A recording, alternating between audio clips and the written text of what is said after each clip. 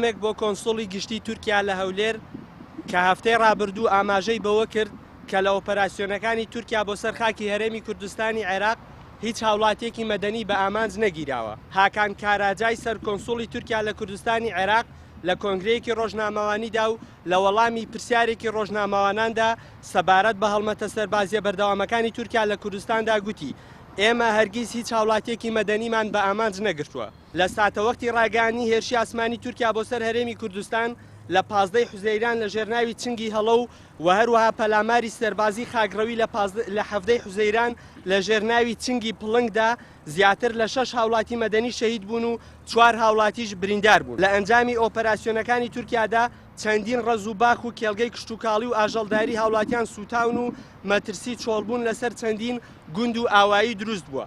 لە 20 حوزەیراندا فڕۆکە بێفڕۆکەوانەکانی تورکیا دوکانێکی میوەفرۆشیان لە ناوچەی گەشتیاری کونەماسی بە ئامانج گرت کە لەو کاتەدا کۆمەڵی خێزانی گەشتیاریش لە ناوچەکە بوون.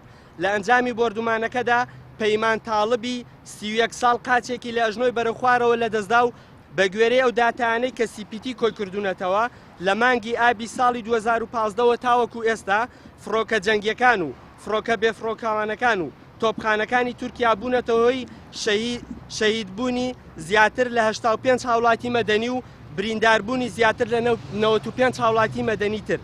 لەو 85 هاوڵاتیە شەهیدە 15 کەسیان بەتەنیا لە 6 مانگی یەکەمی ساڵی 2020دا شەهید بوون.